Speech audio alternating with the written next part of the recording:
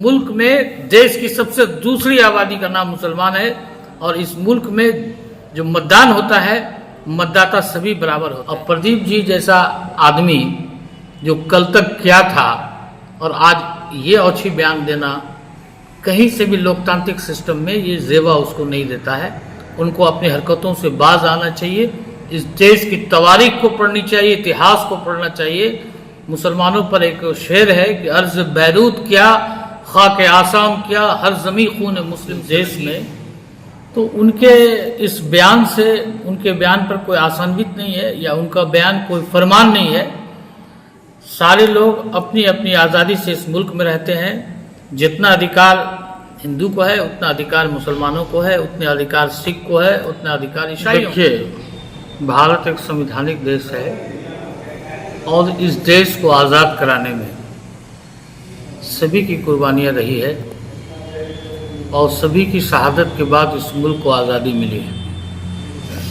हमारे हिंदू, मुस्लिम, सिख, ईसाइयों ने अंग्रेज़ों के ख़िलाफ़ जो बिगुल बजाया था, मुल्क के सारे लोगों को अपने शहादत पर इस देश को आज़ादी मिली है। और भारत एक लोकतांत्रिक देश है।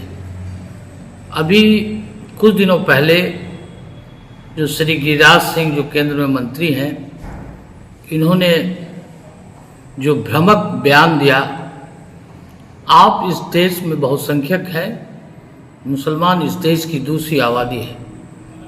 जहाँ तक इस देश को आज़ाद कराने में शहादत का सवाल है तो हिंदू, मुसलमान, सिख, ईसाई सभी लोगों ने मिलकर इस लड़ाई लड़ी और इस देश को आज़ादी दिलाया है। और गिरिराज सिंह जैसे नेता जो जातिवाद की बात करते हैं और देश के संवैधानिक पद पर रहते हुए इतनी ओछी हरकत, कहीं से भी उन्हें शोभा नहीं देता। क्योंकि देश में हिंदू मुसलमान मिलकर आए हैं और मिलकर रहेंगे। बाबा भीमराव अंबेडकर ने जो संविधान लिखा है, इस संविधान में इस मुल्क के सारे नागरिकों को बराबरी का अधिकार है।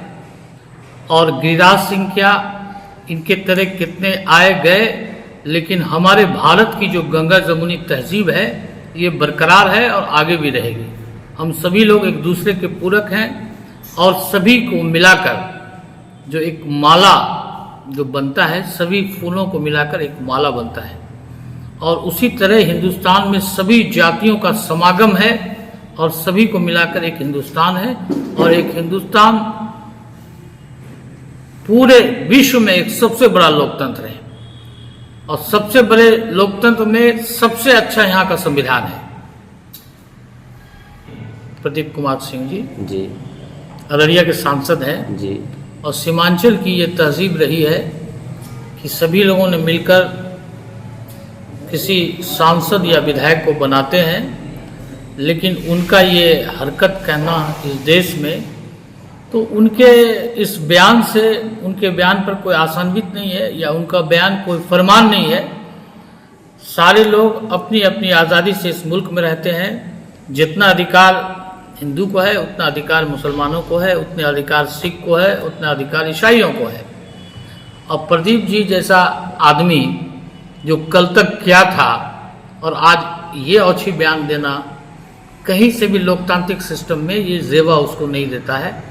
उनको अपनी हरकतों से बाज आना चाहिए। इस देश की तवारीख को पढ़नी चाहिए, इतिहास को पढ़ना चाहिए। मुसलमानों पर एक शेर है कि अर्ज बैरूत क्या, खाक आसाम क्या, हर जमी खून मुस्लिम से रंगीन है। मुसलमानों ने इस मुल्क में आज़ादी के लिए हर जगह शहादत दी है और मुसलमान के बिना ये बात करना कि जिसको रहना होगा उसको अल्लाह का भी नाम लेना होगा, राम का भी नाम लेना होगा, जीसस क्राइस्ट का भी नाम लेना होगा, ईसाइयों को भी अपने भगवान का नाम लेना होगा। सब अपनी अपनी इच्छा के लिए फ्री है। मंदिरों में भी जाएंगे, मस्जिदों में भी जाएंगे, चर्चों में भी जाएंगे। ये प्रदीप जी कोई देश के संविधान के रचयिता नहीं है कि इनकी बातों को लोग मानेगा। इनको अपने बयान से ये तो क्षमा भी मांग रहे हैं, लेकिन इनका बयान और ये कहना कि मुसलमानों को वोट का संवैधानिक अधिकार है। इस मुल्क में देश की सबसे दूसरी आबादी का नाम मुसलमान है और इस मुल्क में जो मतदान होता है मतदाता सभी बराबर होते हैं। इस टाइप के भारतीय जनता पार्टी के लोग जो देश को विभाजन की स्थिति की ओर ले जा रहे हैं, पूरा दुनिया देश के भारत के संविधान को देख रहा है कि इतना अच्छा संविधान और इतना अच्छा देश है। कुछ ये लोग अनगढ़ बयानबाजी से जो हमारे सीमांचल का माहौल खराब करना चाहते हैं, हम सभी से गुजारिश करेंगे कि हम सभी लोग मिलकर हैं, मिलकर रहेंगे और हिंदू मुस्लिम की एकताई जो है वो कायम और दायम रहेगी। आपके प्रतिपक्ष नेता तेजस्वी यादव का भी एक बयान आया है जिसमें उन्होंने कहा है कि उन्होंने तो बहुत अच्छा बयान दिया है जी। सेकुलर जो बयान होता है कि किसी एक जाति को अगर टारगेट कीजिएगा तो मैं ईंट से ईंट बजा दूंगा, उनका कहना हर जगह से जायज है कि समाज में जो उपेक्षित लोग हैं, जो पिछड़े लोग हैं, उनका भी सम्मान होना चाहिए, उनको भी आगे बढ़ाना चाहिए, उनको भी लोकतांत्रिक अधिकार देना चाहिए। किसी एक जाति के बारे में बोलकर बार बार ऐसा बोलना ये कहीं से भी न्यायोचित नहीं होता है।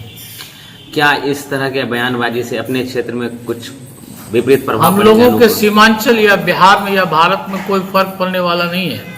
लोग देश को विकास की ओर ले जाना चाहते हैं और भारतीय जनता पार्टी धार्मिक उन्माद फैलाकर मस्जिद कब्रिस्तान पाकिस्तान हिंदुस्तान में लोगों के दिमाग को जो डाइवर्ट करना चाह रहा है। मुल्क की स्थिति इतनी बद से बदतर हो गई है और लोग मुल्क को तरक्की की ओर ले जाना चाहते हैं। यहाँ स्वास्थ्य कैसे आगे बढ़े, सड़कों का निर्माण कैसे हो, देश विकास की ओर कैसे अग्रसर हो, इन बातों पर ध्यान देना चाहिए, ना कि जातिवाद की बात को कर करके मुल्क को गुमराह की ओर ले जाना चाहिए। क्या गिरिराज सिंह हमारे बैसी में आएंगे? उनकी सभा को यहाँ के लोग पसंद करेंगे? जैसे गिरिराज जी, और भारत में तो कोई भी कहीं जा सकता है जी, लेकिन आके जो गिरिराज जी अपना रोटी सेकना चाहेंगे, बैसी की जनता उसको गवारा नहीं करेगी, एक्सेप्ट नहीं करेगी, क्योंकि यहाँ हिंदू मुसलमान सब मिलकर आए हैं। गिरिराज जी का सपना साकार होने वाला नहीं है। अंत में अपने क्षेत्र के लोगों से क्या कुछ संदेश देना चाहेंगे? ऐसे पूरे देश के लोगों से, पूरे राज्य के लोगों से, खासकर सीमांचल वासियों से मैं अनुरोध करूंगा कि ऐसे नेताओं के बयान से बाज आए। इन लोगों के हरकतों से होशियार होने की जरूरत है। जैसे हम लोग मिलकर आए हैं, भविष्य में भी मिलकर रहेंगे, यही मेरी कामना है।